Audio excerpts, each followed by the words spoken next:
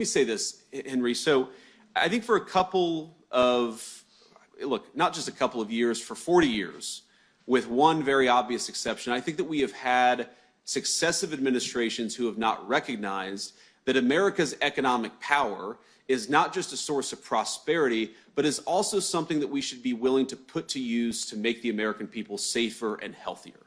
And unfortunately, we have had, especially at our southern border, a southern neighbor, and I think an important ally if they want to be, who has not taken their basic responsibility seriously about securing their own border and doing basic law enforcement within their own country. Now, what's happened?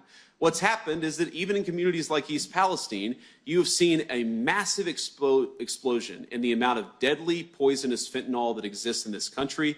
We've seen the toll in orphan children, in families who have lost loved ones, in over 100,000 lives per year, most of which have come, 100,000 lives per year lost to drug overdose, most of which have come from the fentanyl problem. Mexico has got to do a better job, and President Trump's message is very simple. We are done being taken advantage of.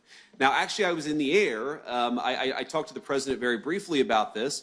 He spoke with the president of Mexico this morning, and the president of Mexico committed to putting 10,000 additional Mexican troops on that southern border, our southern border, of course, the Mexicans' northern border, to take law enforcement more seriously, to go after those Mexican drug cartels a little bit more aggressively. So for literally 3 days, I heard the far left in this country say that these tariffs would make Americans' lives worse off. And what actually happened is the Mexican government was so afraid of the tariffs that they actually are taking their border enforcement and their anti-cartel activity more seriously. That is not a pathway to making Americans worse off. That's a pathway to making Americans better off. Now, the president has also been very clear that we have to rebalance our trade relationship in this country.